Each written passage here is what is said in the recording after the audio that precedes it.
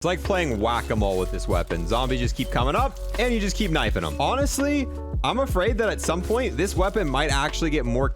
Oh, did we crash? Oh, well, time to start this review over. All right, it's round 10. The Panzer spawned in. Let's do the little trick to insta-kill the Panzer. And goodbye. All right, and welcome back, guys. With the introduction of the numbers event, we actually got two brand new bundles. Yesterday, we reviewed the Brainwash bundle, went over everything in this. This is actually a reactive weapon. That video is going to be linked below if you want to watch that. But today, we're going over the Spectral Psi bundle, and I got to give a huge thanks to No Apologies. He actually ended up gifting me this bundle before I was able to buy it myself for this review. Reads off, introducing the first legendary blueprint for the dual Psi melee weapon. Adapt and overcome any opponent with the Spectral Psi bundle.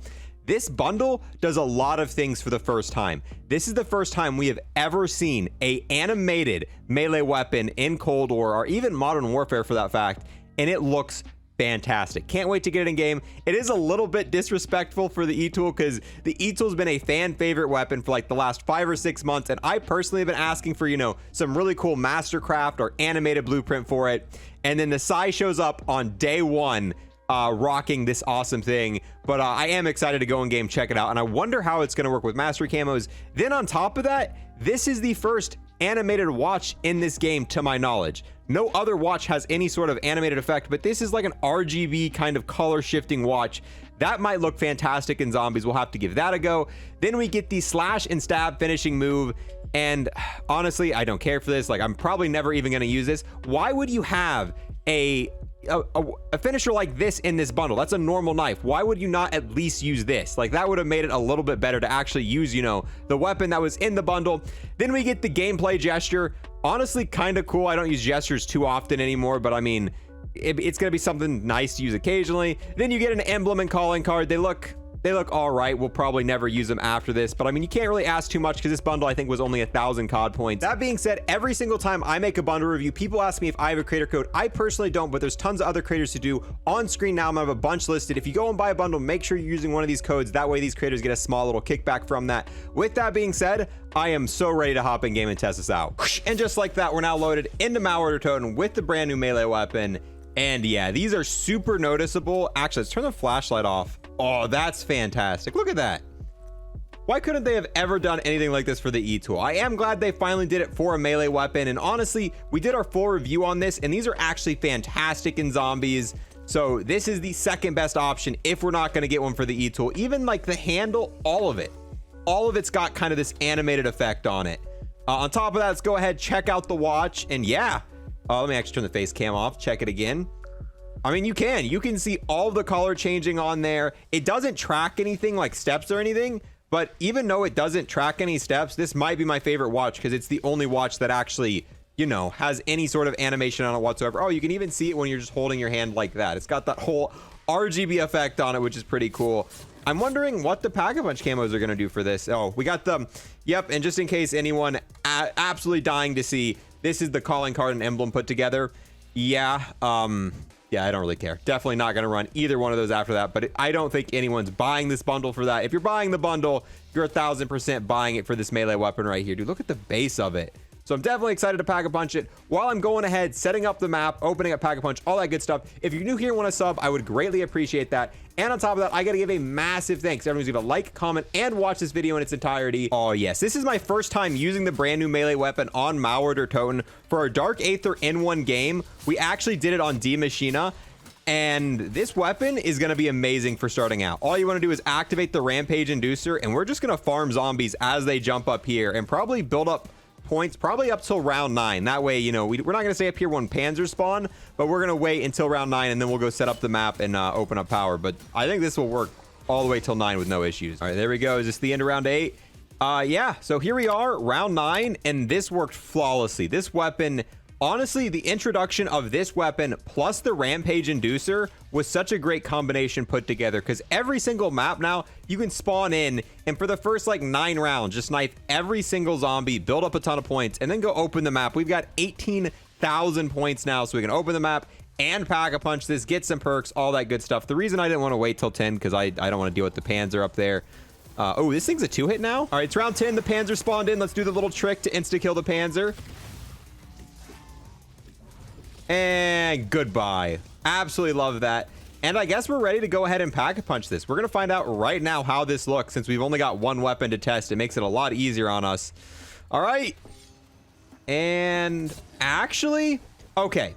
So I kind of like this. I know it gets rid of the reactiveness, but at least it does something with the pack-a-punch camo. And you always have the option. If you don't want to put the camo on this, you always have the option to knife it beforehand. But look at the little holes on like the band part now.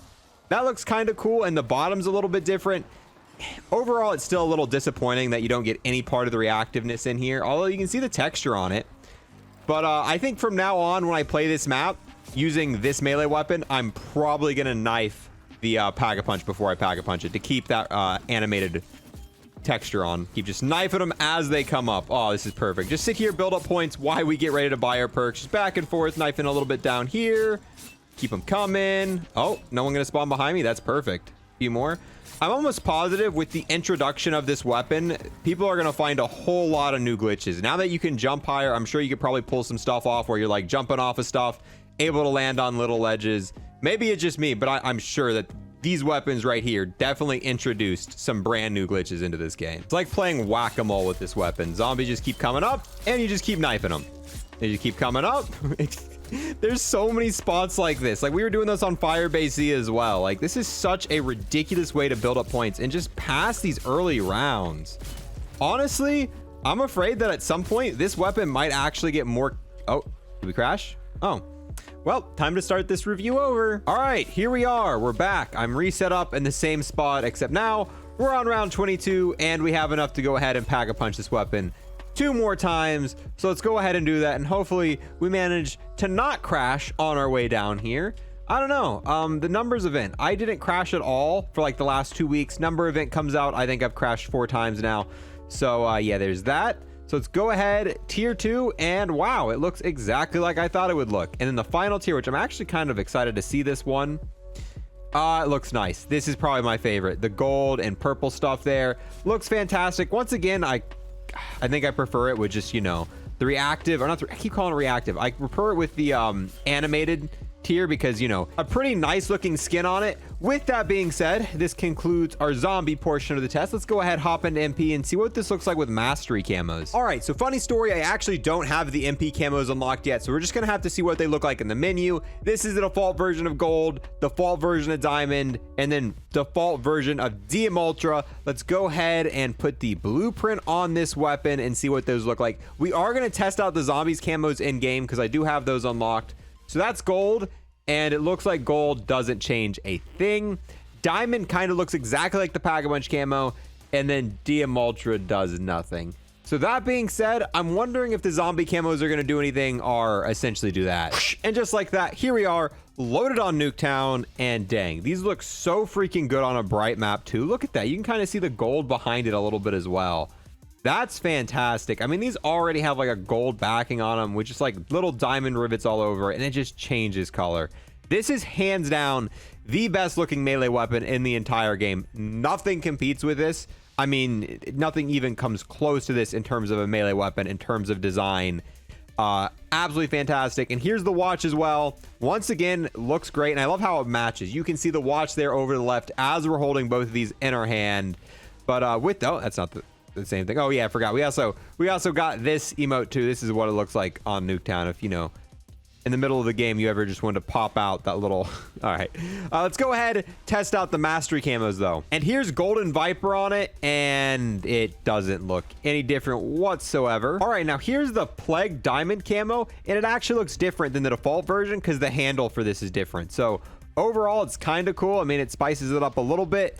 But the default version, or the trichroma, the default version of the trichroma looks so much better with, you know, it's reactive, or it's animated. And now last but not least, the dark ether camo, and it actually does cover this. Unlike DM Ultra, you can see all the little rivets underneath it. I mean, it looks really good with this texture. I'm definitely glad how this turned out. I wish DM Ultra made the same effect on it.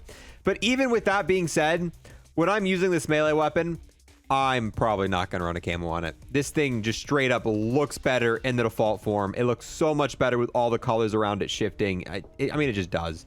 But yeah, with that, guys, a pretty short bundle review. Only really one weapon to review, but that being a pretty meta significant weapon. And on top of that, this is the first time we've ever had a weapon or a bundle like this for a melee weapon, and I'm pretty happy they're doing this. Maybe there's still chance before this game's life cycle ends they might do it for the E-Tool. Come on, Treyarch, pretty please, can we get something cool like this for the E-Tool? I doubt it, but if they do, you know, we'll review it. So let me know, what's your opinions on this bundle? Do you think it's worth the 1,000 COD points it costs for this bundle?